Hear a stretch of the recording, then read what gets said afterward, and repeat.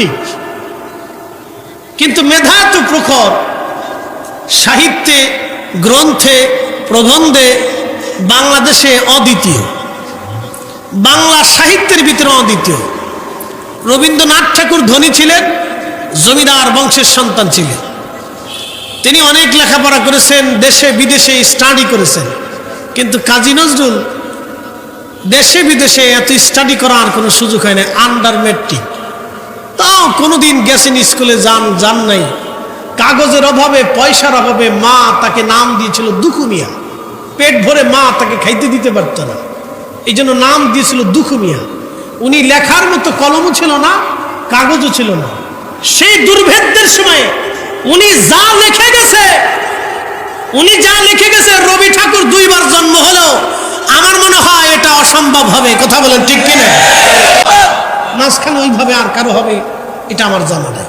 তবে আল্লাহ রসুল বলে গেছেন, আল খেলাফতু সালাসুনা সানা, খেলাফত পৃথিবীতে 30 বছর চলবে, এরপর আর কোনোদিন এইরকম খেলাফত আসবে না। পৃথিবী উল্টে যাবে, সাগর শুকিয়ে যাবে, পদ্মা নদী শুকিয়ে চর পড়ে যাবে। আল্লাহ রসুলের একটা বাক্য কখনো মিথ্যা পর্যবসিত হবে না, হবে না। আসমান ভেঙে গেলেও হবে না, পৃথিবীতে আগুন ধরে গেলেও আল্লাহ রসুলের একটা কথার ডানবাম হবে না।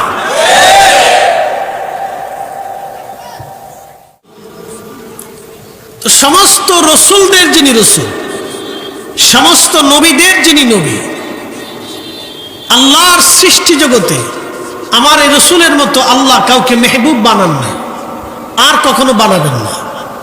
তিনি হাবিবুল্লাহ, ইব্রাহিম খলিলুল্লাহ। খলিলুল্লাহ আল্লাহকে খুশি করতেন, আর হাবিবুল্লাহ হচ্ছে আল্লাহ তার বন্ধুকে খুশি করতেন। আসতে হয়ে গেল না? সুবহানাল্লাহ। প্রিয় উপস্থিতি, তফাৎটা আমি করিনি।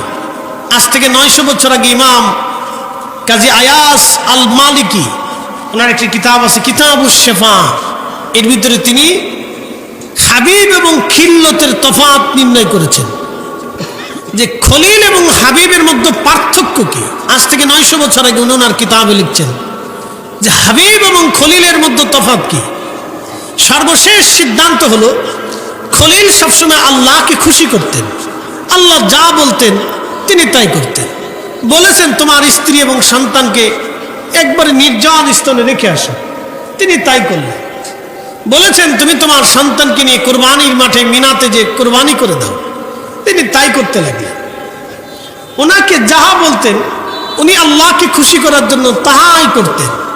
আর হাবিব হচ্ছে আল্লাহ, আমাদের নবী আল্লাহকে যা বলতেন, আল্লাহর কাছে যাহা আবেদন নিবেদন আবদার করতেন, আল্লাহ আমার নবীর আবদারকে আবেদনকে পুরা করতেন। আসতে হয়ে গেল না সুবহানাল্লাহটা? একসাথে বলেন আল্লাহু আকবার। এটা হচ্ছে হাবিব। এটা কি? হাবিবুল্লাহ। আপনি এখান থেকে রসুলের সম্মান বুঝে নেবেন, এত বেশি দলিল লাগবে না, শুধু হাবিবুল্লাহ থেকে বুঝবেন যে আল্লাহ ওনাকে সবসময় খুশি করতেন। তো কোরআনের একটা আয়াত নাজিল হলো, ওয়ালা সাউফা ইউতিকা রাব্বুকা ফাতারদা।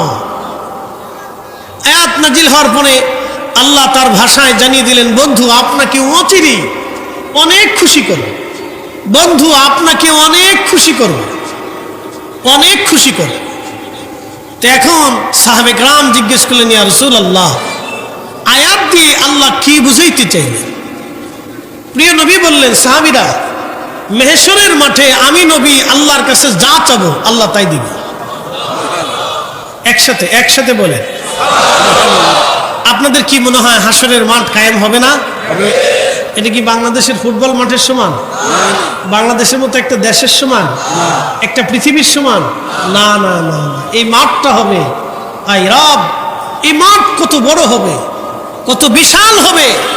পৃথিবীর সমস্ত মানব জাতি, জিন জাতি, ফেরেশতা জাতি, যত মখলুক আছে, যত জীব আছে, যত জীবন আছে, সব সপ্ত আসমান ও জমিনের ভিতরে যত জীবন আছে, সব জীবন হাসরের মাঠে আল্লাহর সামনে স্ব হিসাব প্রদান করার জন্য দাঁড়াবে। স্ব হিসাব প্রদান করার জন্য দাঁড়াবে। আপনার বাড়ির গরু ছাগল হাঁস মুরগিও দাঁড়াবে, নদীর মাছ পর্যন্ত দাঁড়াবে। বলে হুজুর এটা কি করে সম্ভব? হ্যাঁ, এটাই সম্ভব। এই যত প্রাণীকুল আছে, বাঘ, বল্লুক, সিংহ, মহিষ, ভেড়া, বকরি, সাপ, বিচ্ছু, সব সেই দিন আল্লাহর আদালতে দাঁড়া করবে। তোমাকে যেইভাবে পিটাইছে, যেইভাবে আঘাত করছে, তুমি তোমার শিং দিয়ে ওইভাবে আঘাত করে দাও। আল্লাহ এইভাবে ফয়সালা করবে সেই কঠিন হাসরের মাঠে। নবীজি বলতেছেন, আমি যা চাবো আল্লাহ তাই দিবে। বলি ইয়া রাসূলুল্লাহ, আপনি কি চাবেন? নবীজি বললেন, সাহাবীরা রে, আমার একটা উম্মত দোজখে থাকা অবস্থায় আমি জান্নাতে যাব না। আর একটু জোরে বলে, একসাথে বলে আল্লাহু আকবার। কাজী নজরুল আন্ডার ম্যাট্রিক, কিন্তু মেধা তো প্রখর। সাহিত্যে, গ্রন্থে, প্রবন্ধে বাংলাদেশে অদ্বিতীয়, বাংলা সাহিত্যের ভিতরে অদ্বিতীয়। রবীন্দ্রনাথ ঠাকুর ধনী ছিলেন, জমিদার বংশের সন্তান ছিলেন। তিনি অনেক লেখাপড়া করেছেন, দেশে বিদেশে স্টাডি করেছেন। কিন্তু কাজী নজরুল দেশে বিদেশে এত স্টাডি করার কোনো সুযোগ হয় না, আন্ডার ম্যাট্রিক। তাও কোনোদিন গেছেন স্কুলে, যান নাই। কাগজের অভাবে, পয়সার অভাবে মা তাকে নাম দিয়েছিল দুখু মিয়া। পেট ভরে মা তাকে খাইতে দিতে পারত না, এই জন্য নাম দিয়েছিল দুখু মিয়া। উনি লেখার মতো কলমও ছিল না, কাগজও ছিল না। সেই দুর্ভেদ্যের সময়ে উনি যা লিখে গেছে, রবি ঠাকুর 2 বার জন্ম হলো, আমার মনে হয় এটা অসম্ভব হবে। কথা বলেন ঠিক কিনা?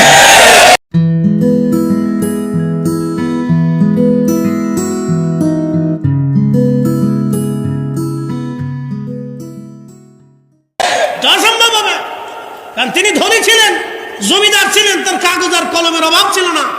কিন্তু কাজী নজরুল দরিদ্র ছিলেন, কাগজ কেনার পয়সা ছিল না। তারপরেও তিনি যা লিখে গেছেন, উনি যদি কাগজ কলম কেনার পয়সাই থাকতো, আর যদি গ্রন্থ প্রবন্ধ সংরক্ষণ করার ওনার জায়গায় থাকতো, তাহলে বাংলাদেশে এই বিশ্ব সাহিত্যে ওনাকে অবশ্যই বিশ্বকবি হিসেবে দেখা লাগতো, ঠিক কিনা? কিন্তু দুর্ভাগ্য, উনি মুসলমান হয়ে জন্ম নিছেন। বুঝতে পারছেন? উনি মুসলিম ছিলেন, উনি ব্রিটিশ বিরোধী ছিলেন, হকের পক্ষে কথা বলতেন। কি কথা বলেন ঠিক কিনা?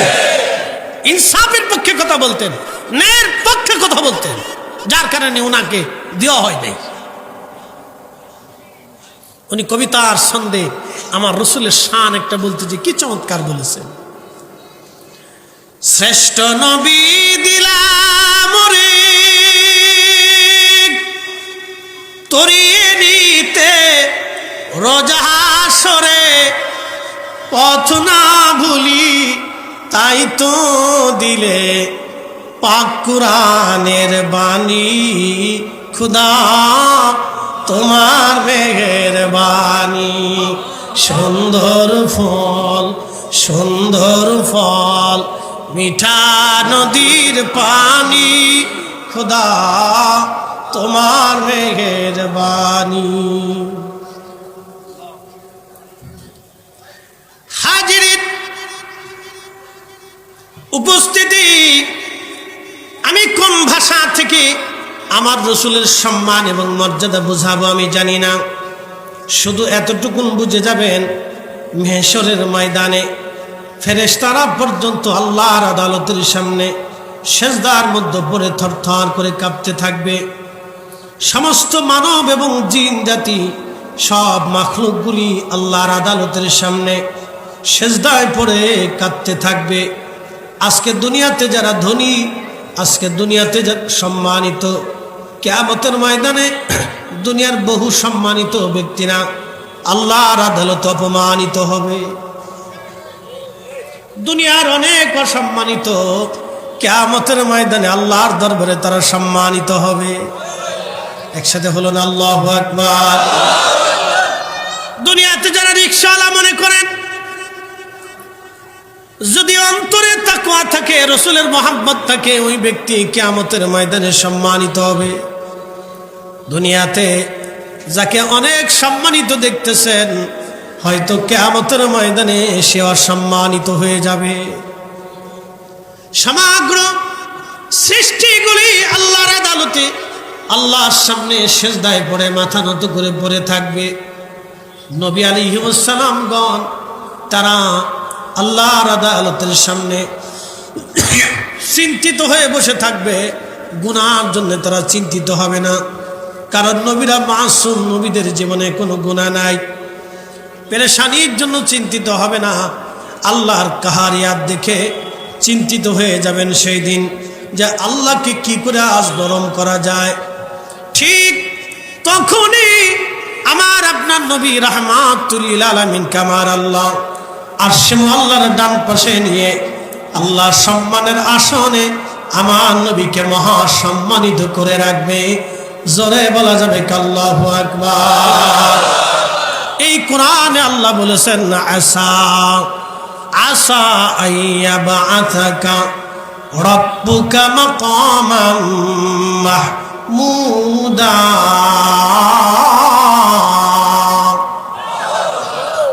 কোরআনে যত জায়গা আল্লাহ আসা শব্দ ব্যবহার করেছেন প্রত্যেকটা জায়গা আল্লাহ বলেছেন আসা। আসা শব্দ ব্যবহার করেছেন এই জন্য অবশ্যই আল্লাহ প্রদান করবেন। আল্লাহ বিষয়টাকে গুরুত্ব প্রদান করার জন্য আল্লাহ আসা শব্দ ব্যবহার করে দিয়ে বলেন আসা, কিন্তু বাহ্যিক অর্থ দ্বারাই হলো সম্ভবত। আসা শব্দের বাহ্যিক অর্থ হলো সম্ভবত, কিন্তু আমার রসুলের বেলায় যতবার আল্লাহ আসা শব্দ ব্যবহার করেছেন, ইমাম ইবনে কাসির তাফসীর ইবনে কাসিরের মধ্যে লেখেন এখানে আশা দিয়ে সম্ভবত হবে না, আশা দিয়ে আল্লাহ রাব্বুল আলামিন অবশ্যই বুঝিয়ে দিলেন, বন্ধু আপনাকে অবশ্যই দিব, নির্ভুলভাবে দিব। ওয়াদা আমি আল্লাহ করলাম আইয়াবাআসাকা মাকামাম মাহমুদা, আপনাকে অবশ্যই আমি রব্বুল আলামিন মাকামে মাহমুদা বানাবো, সর্বোচ্চ সম্মানের অধিকারী বানাবো।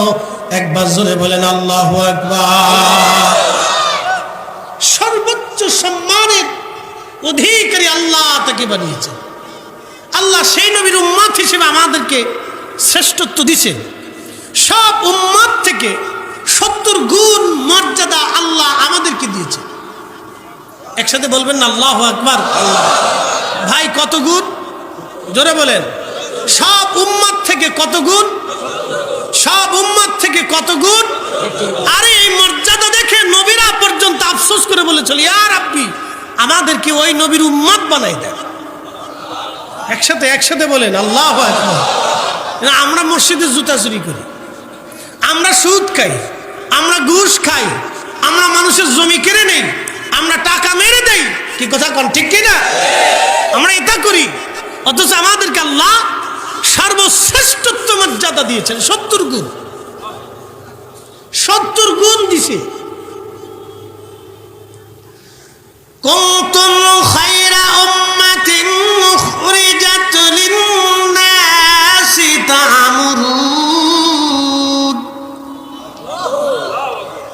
তা'মুরুনা বিল মা'রুফি ওয়া তানহাউনা আনিল মুনকার। এই কোরআনে আমার রব বলে দিলেন, তোমাদেরকে শ্রেষ্ঠত্ব দিলাম, সর্বোচ্চ সম্মান দিলাম, তোমরা সর্বশ্রেষ্ঠ জাতি, সমগ্র জাতি থেকে তোমাদেরকে শ্রেষ্ঠত্ব আমি রব দিলাম। তোমরা দুনিয়াতে 2টা কাজ করবে, একটা ভালো কাজের দাওয়াত দিবা, আর একটা খারাপ কাজ থেকে তোমরা ফিরিয়ে রাখবা। মনোযোগ দিন ভাই আমার। শ্রেষ্ঠত্ব আল্লাহ আমাদেরকে দিলেন, আমরা শ্রেষ্ঠত্ব পেলাম। আরবিতে একটা প্রবাদ আছে, শরফুল মাকিনা ওয়া শরফুল মাকান, শরফুল মাকানে ওয়া শরফুল মাকিন। কিছু জায়গার কারণে মানুষের দাম বাড়ে, কিছু মানুষের কারণে জায়গার দাম বাড়ে। এই প্রবাদটা আপনাকে বুঝাচ্ছি। এখানে মেজবাউদ্দিন চৌধুরী সাহেব হচ্ছেন এক মসজিদের মুতল্লি।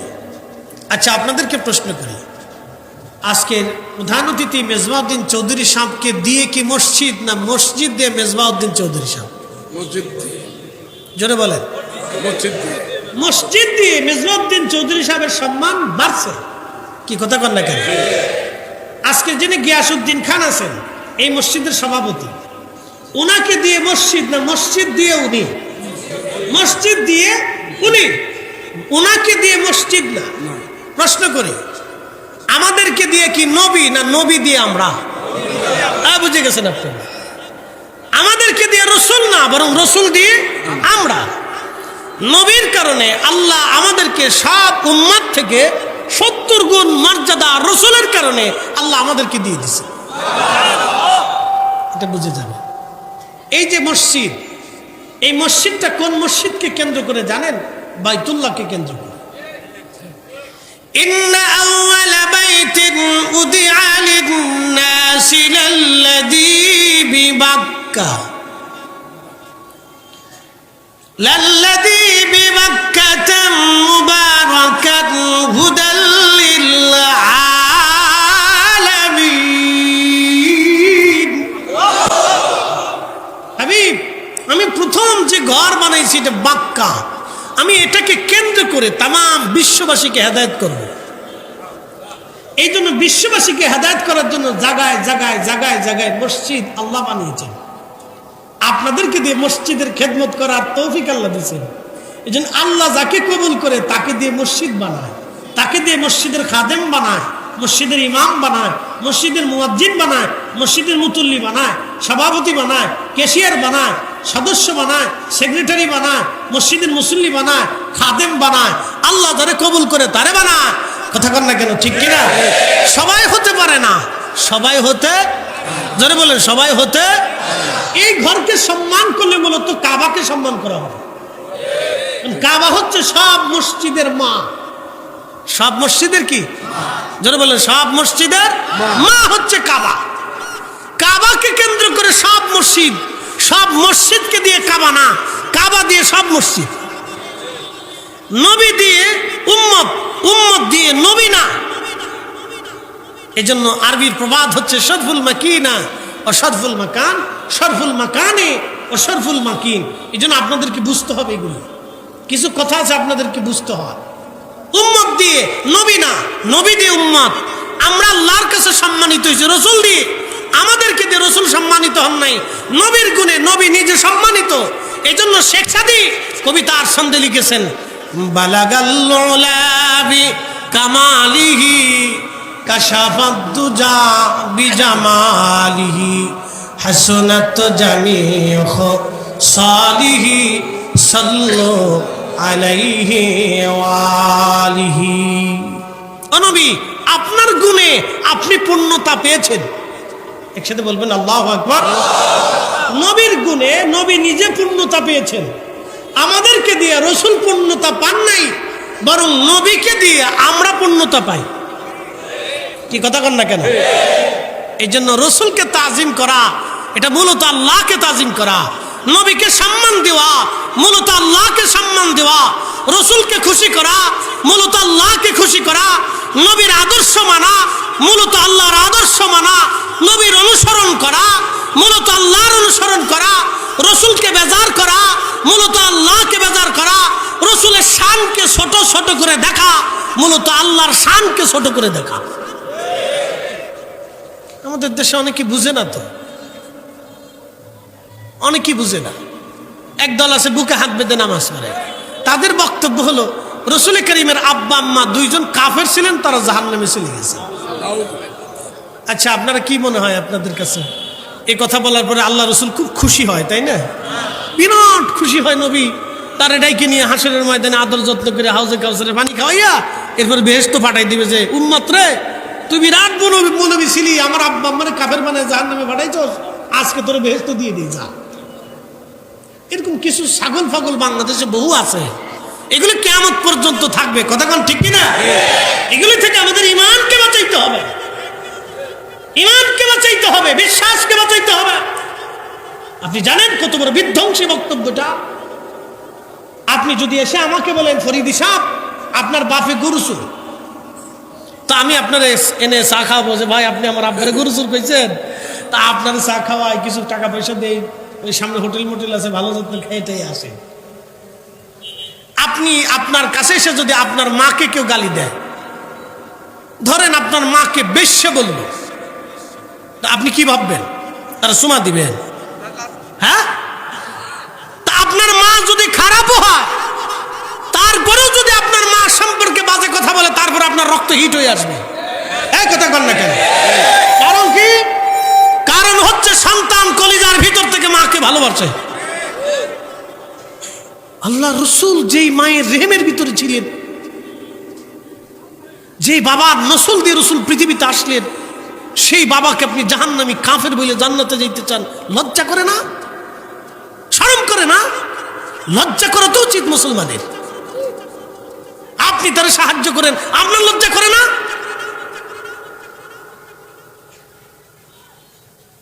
বুঝতে হবে, এটা আপনাকে বুঝে যেতে হবে। এই ব্যাপারে একটা সংক্ষিপ্ত ঘটনা আপনাদেরকে শোনাই। আজ থেকে 550 বছর আগে এই মাসালার উপরে কিতাব লিখেছেন বিশ্ববিখ্যাত ইমাম আব্দুর রহমান জালালউদ্দিন আস-সুয়ুতি, আল হাবিলিল ফাতওয়া, আল মুজাল্লাদুস সানি, মাসালিকুল হুনাফা বিওয়ালিদাইল মুস্তাফা। একসাথে বলা যাবে না মারহাবা? হযরত ইমাম সুয়ুতি এই রিসালার মধ্যে তিনি একটা ঘটনা লেখেন। মুসলমানদের দ্বিতীয় ওমর যাকে বলা হয়, পৃথিবীতে 6 জন ব্যক্তি আল্লাহর কোরআন এবং পরিপূর্ণ কোরআনের আইন এবং আল্লাহ রসুলের সুন্নাহ মোতাবেক রাষ্ট্র পরিচালনা করেছেন। এরপরে আজও পর্যন্ত কেউ পারে নাই,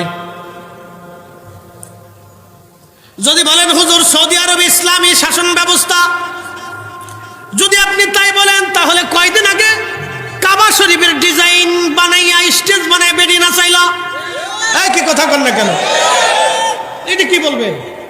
যদি বলেন পরিপূর্ণ শরীয়ত জীবন ব্যবস্থা সৌদি আরবে, তাহলে বলেন বিশ্ব ব্যাংকের সাথে তাদের লেনদেন আছে কিনা?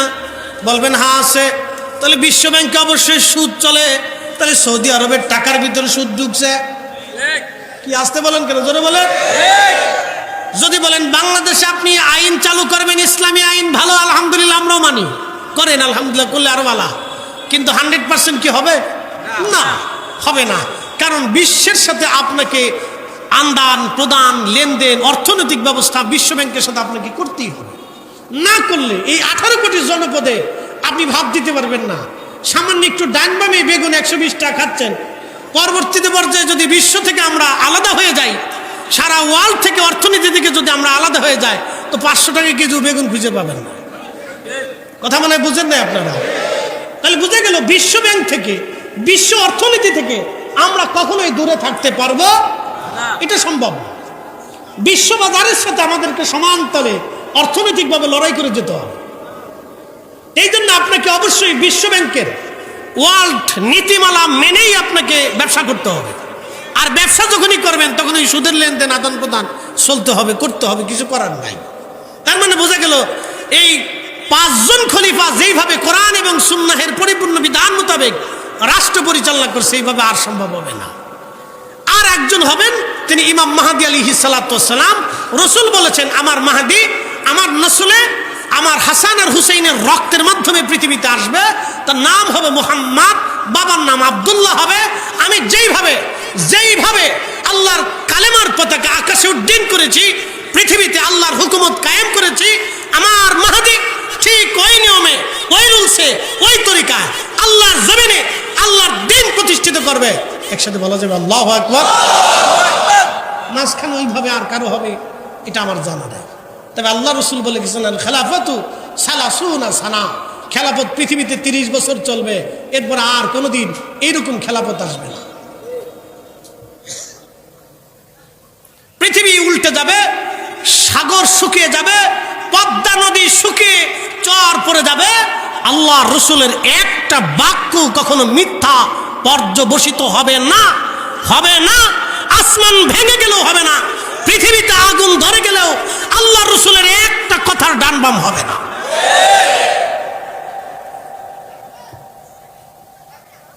প্রিয় উপস্থিতি, খুব মনোযোগ দিয়ে, যদি আপনারা কিছু মনে না করেন, তাহলে একটু ধাক্কা ধুক্কে দেখি সামনের দিকে আগানো যায় কিনা।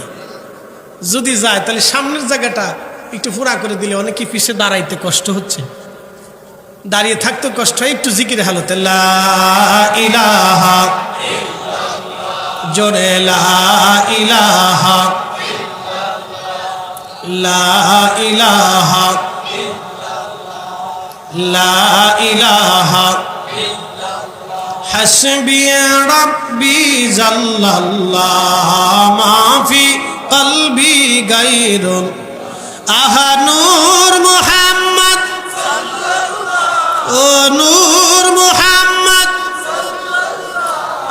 লা ইলাহা ইল্লাল্লাহ লা ইলাহা লা ইলাহা লা ইলাহা ইল্লাল্লাহ মুহাম্মাদুর রাসূলুল্লাহ সাল্লাল্লাহু আলাইহি ওয়াসাল্লাম। মুসলমানদের দ্বিতীয় ওমর ইবনে আব্দুল আজিজের জামানাতে ওই সময় একজন গভর্নরকে খলিফাতুল মুসলিমিন ওমর ডাক দিলেন। ওমর ইবনে আব্দুল আজিজ ডাক দিয়ে বললেন, হে গভর্নর, মুসলমানদের গুরুত্বপূর্ণ পদে তুমি কেন একজন কাফেরকে দায়িত্ব দিয়েছ? অর্থাৎ মুসলমানদের কোন গোয়েন্দা ডিভিশনের গুরুত্বপূর্ণ কাজ, বুঝতেছেন, সেটা মুসলিম খেলাফত। মুসলিম খেলাফতের গুরুত্বপূর্ণ পদে তুমি কেন একজন কাফেরকে দায়িত্ব দিলা? তখন ওই গভর্নর ডাক দিয়ে বললেন, ইয়া আমিরাল মুমিনিন, আল্লাহ আপনাকে মাফ করে দিন, আপনি কি জানেন না রসুলের আব্বা আম্মাও কাফের ছিল? তখনকার দিনে সে কয়, আপনি কি জানেন না রসুলের আব্বা আম্মা কাফের ছিল, তাতে আমি কাফেরকে দায়িত্ব দিয়েছি, তাতে কি হয়েছে? রসুলের বাপ মা কাফের ছিল, আপনি জানেন না? খলিফাতুল মুসলিমিন হযরত ওমর ইবনে আব্দুল আজিজ রাদিয়াল্লাহু আনহু ইসলামের প্রথম মুজাদ্দিদ। উনি পৃথিবীতে কিয়ামত পর্যন্ত শতাব্দীতে একজন করে বা একাধিক মুজাদ্দিদ আসবে। মুসলমানদের প্রথম মুজাদ্দিদ ওমর ইবনে আব্দুল আজিজ। তিনি সেই দিন শব্দ করলেন, আহ আক্তা লিসানাক, আমি যদি তোর জিভ কেটে ফেলতাম। আক্তা ইয়াদাক, আমি যদি তোর হাত কেটে ফেলতাম, আমি যদি তোর পা কেটে ফেলতাম। তুই বলিস কি রসুলের আব্বা আম্মা কাফির? রসুলের আব্বা আম্মাকে কাফের বলতেছিস? আমি তোর জিভ কেটে ফেলতাম, তোর হাত কেটে ফেলতাম, তোর পা কেটে ফেলতাম। দূর হয় না ফরমান, চলে যা, মুসলমানদের গভর্নরি পদে তোকে দায়িত্ব দেওয়া যাবে না। একসাথে বলা যাবে আল্লাহু আকবার। আপনি ইমানের তেজ দেখছেন? প্রকৃত মুসলমানের ইমানের তেজ দেখছেন? তোর জিভ কেটে ফেলতাম, তোর হাত পা কেটে ফেলতাম, রসুলের আব্বা আম্মাকে তুই কাফের বলতেছিস? শোনেন, একটা কথা আপনাদেরকে বলি, হুব্বে রসুল দলিল দিয়ে হয় না, এটা অন্তর থেকে আসে। কি কথা বলেন, ঠিক কিনা? এটা দলিল দিয়ে হয় না ভাই, এটা অন্তর থেকে আসে, এটা দলিল দিয়ে হয় না, দলিল দিয়ে হয় না।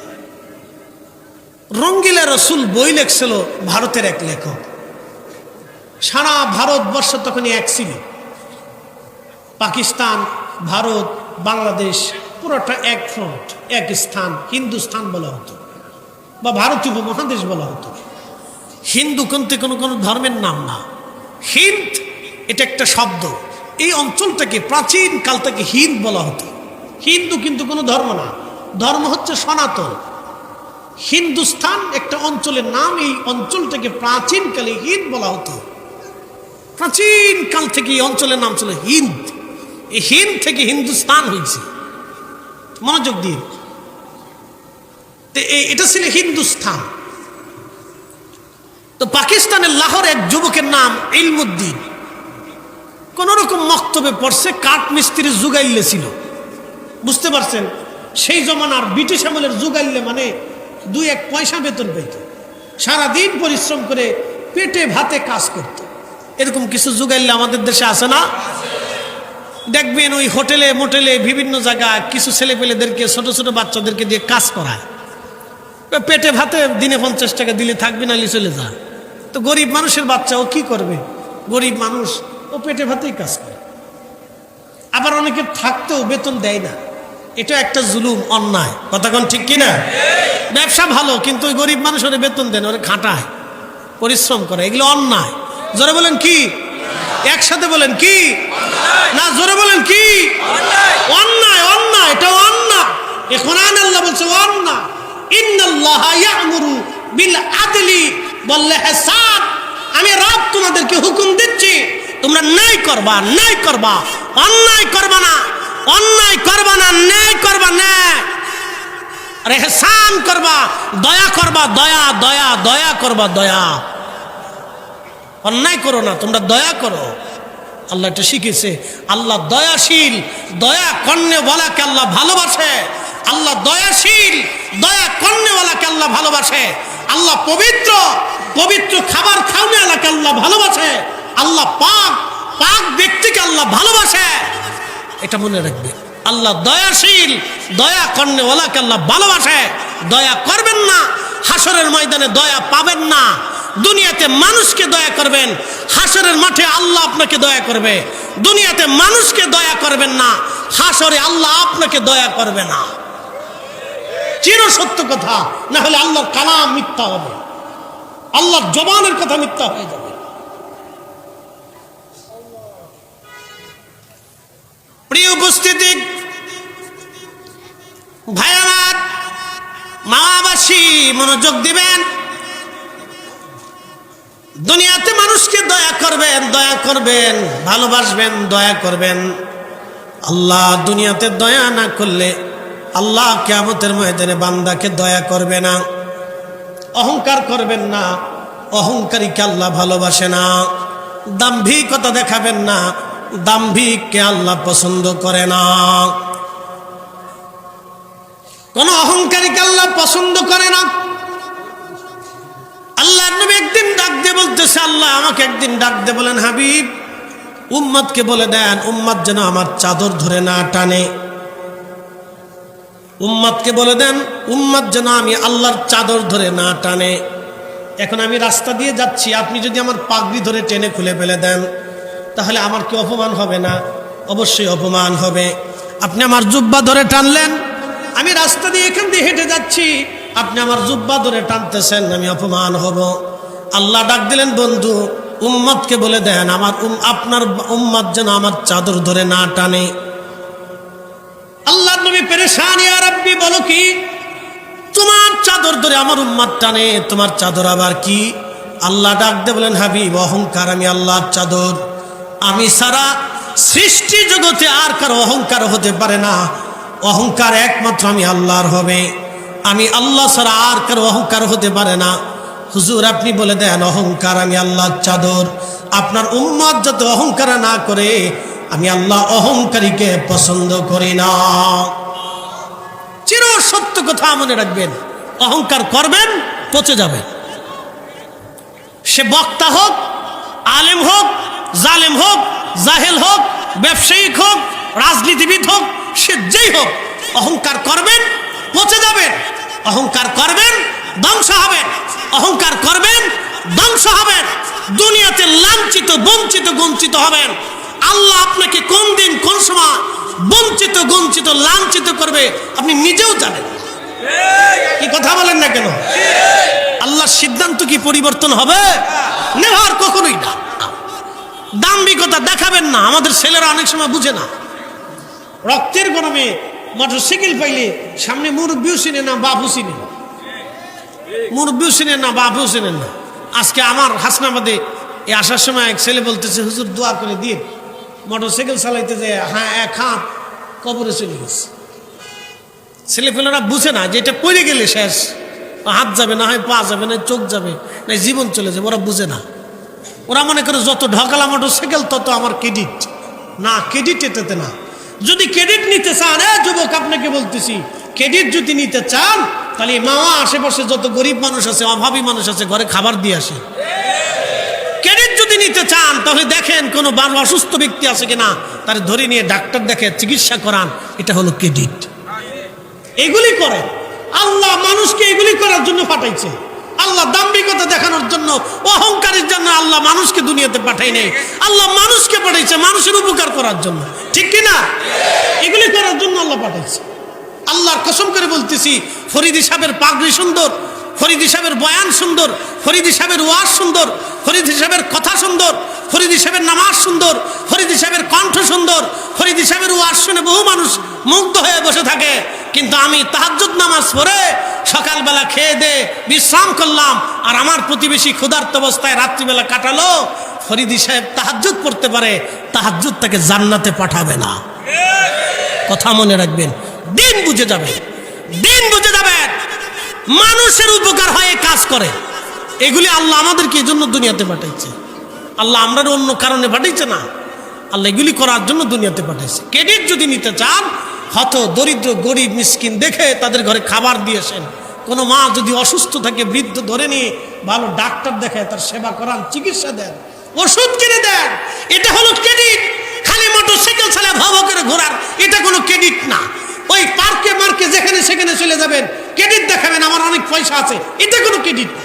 ক্রেডিট হলো গরিব মানুষের ঘরে খাবার দেওয়া, গরিব মানুষের চিকিৎসা করা, গরিব মানুষের খোঁজ খবর নেওয়া। কথা বলেন ঠিক কিনা? এগুলি আল্লাহ করার তৌফিক দিক। সকলে বলেন আমিন। না আরেকটু জোরে বলেন আমিন। খোলাফেরা 80 দিন এটা করতেন। রাত্রিবেলা ঘুরে ঘুরে ঘুরে ঘুরে ঘুরে ঘুরে দেখতেন কে খায় কে খায় না, কে ঘুমায় কে ঘুমায় না, কে কি করে, ঘুরে ঘুরে দেখতেন। হযরত ওমর একদিন রাতের আধারে ঘুরতে ঘুরতে তিনি বেদুইন পল্লীর দিকে রওনা করলেন। হযরত ওমর, বুঝতে কি কোনো অসুবিধা হয়? আচ্ছা ঠিক আছে, ইনশাল্লাহ।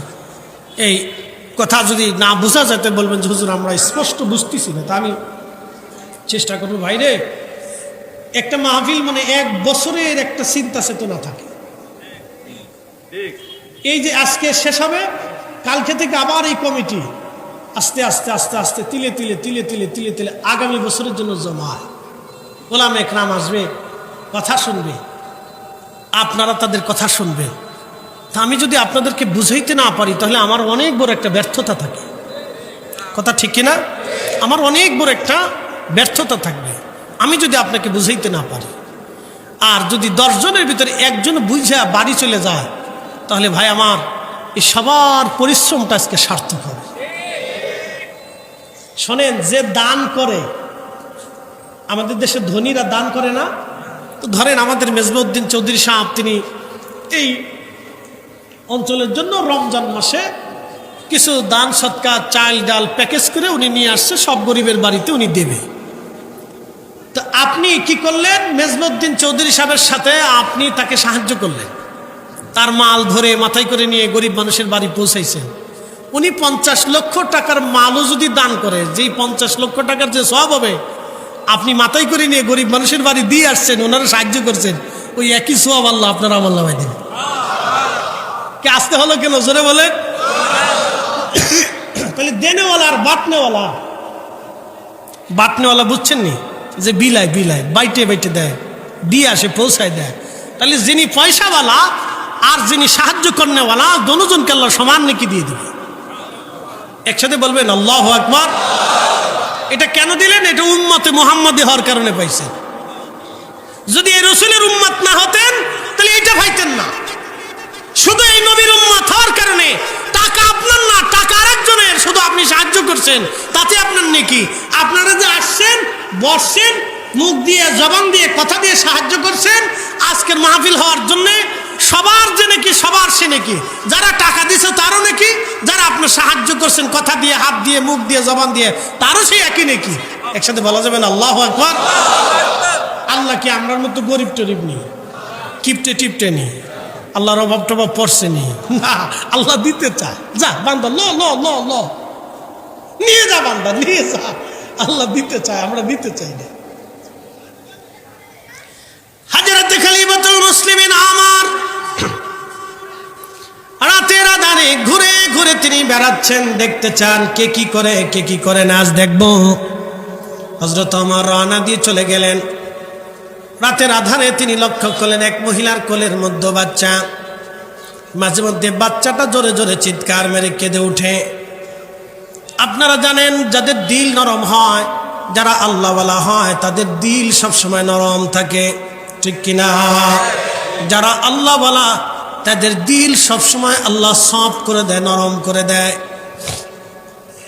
হযরত ওমর দিল নরম তিনার, যদিও তিনি কঠিন হৃদয়ের, কিন্তু ইসলামের জন্যে, কালেমার জন্যে, আল্লাহ রসুলের মহব্বতে তার দিলটা নরম। কিন্তু কাফের বিরুদ্ধে তিনি ছিলেন কঠোর, অন্যায়ের বিরুদ্ধে তিনি ছিলেন কঠোর। কিন্তু মুসলমানদের জন্য তিনি ছিলেন দিল নরম, ইমানদারদের জন্য অন্যের পক্ষে তিনি ছিলেন দিল নরম, কিন্তু অন্যের বিরুদ্ধে তিনি ছিলেন কঠোর। হযরত ওমর মহিলাকে বললেন, হে নারী, তুমি কেন তোমার বাচ্চাটাকে কষ্ট দিচ্ছ? তাকে কেন খাবার দাও না? তাকে ঠান্ডা করো, তার কান্নার আওয়াজ আমার কষ্ট হয়। এই কথা বলে হযরত ওমর চলে গেলেন। কিছু সময় পরে লক্ষ্য করলেন আবার ওই বাচ্চাটা কাঁদে। হযরত ওমর আবার আসলেন, আবার এসে হযরত ওমর এই মহিলাকে বললেন, এ মহিলা, তোমাকে না বলছি তোমার বাচ্চাটার কান্না থামাও? বাচ্চার কান্নাটা আমাকে পীড়া দেয়, কষ্ট দেয়, তার কান্নাটা তুমি বন্ধ করাও, তাকে খাবার দাও। এই কথা বলে ওমর চলে গেলেন। আবার কিছু সময় পরে বাচ্চাটা আবার কেঁদে উঠল। হযরত ওমর আবার আসলেন, এসে বলেন, হে নারী, অবুঝ নারী, তোমাকে না বললাম তোমার বাচ্চাকে ঠান্ডা করো? কেন তোমার বাচ্চাটাকে তুমি কষ্ট দিচ্ছ? হযরত ওমর ডাক দিয়ে বলতেছে, এই কথা যখন বললেন তখন ওই মহিলা বললেন, হে আল্লাহর বান্দা, কে তুমি? বারবার এসে তুমি আমাকে কষ্ট দিচ্ছ। হযরত ওমরকে মহিলা চিনতে পারে নাই। হে আল্লাহর বান্দা, কে তুমি? বারবার এসে তুমি আমাকে কষ্ট দিচ্ছ, বলো তুমি কেন আমাকে পীড়া দিচ্ছ? বলে, তুমি তোমার বাচ্চাটাকে কেন কান্না বন্ধ করো না? বলে, তুমি কি জানো না হযরত ওমর বাচ্চার দুধ ছাড়ানোর পরে বাচ্চাদের প্রত্যেক মাসে তিনি ভর্তুকি দিবেন, মাসিক বেতন ধার্য করেছেন বাচ্চাদের খোরাকি, তিনি বাচ্চাদের ভাতা দিবেন। বাচ্চার দুধ ছাড়ানোর পরে বাচ্চাকে তিনি ভাতা দিবেন, সেই জন্য আমি আমার বাচ্চার দুধ ছাড়ানোর চেষ্টা করতেছি। হযরত ওমর চিন্তায় পেরেশানিতে শরীরে ঘাম এসে গেল। চিন্তা করে গেলেন, হাই হা, আমি কি ঘোষণা দিলাম যে বাচ্চা দুধ ছাড়ানোর পরে তো আল্লাহর আইন মোতাবেক দুধ ছাড়াবে 2 বছর পরে। 2 বছর পর্যন্ত একজন মা তার বাচ্চাকে দুধ দিবে, আর এই মহিলা 2 বছর আগে আমার মাসিক ভাতার আশায় তার বাচ্চার দুধ খাওয়া বন্ধ করে দিচ্ছে। না জানি কত সন্তান এবং মায়ের দুধ থেকে বঞ্চিত হচ্ছে। আমি কিয়ামতের ময়দানে আল্লাহর কাছে কি জবাব দেব? একসাথে বলবেন আল্লাহু আকবার। আর জোরে জোরে বলেন, জোরে বলেন। এরকম যদি আমাদের রাষ্ট্রপ্রধানদের চিন্তা থাকতো যে আমি হাসরে আল্লাহর কাছে কি জবাব দিব, তাহলে আমরা অনেক সুখী থাকতাম। জোরে কান, জোরে বলেন। তাহলে আমরা কি থাকতাম? অনেক সুখী থাকতাম, নিশ্চিন্তে ঘুমাইতে পারতাম যে আমার টাকা ডাইনবাম হবে না, আমার অর্থটা নষ্ট হবে না। যদি এরকম সবার চিন্তা থাকতো যে আল্লাহ আমি কি জবাব দিব, আমি কি জবাব দিব।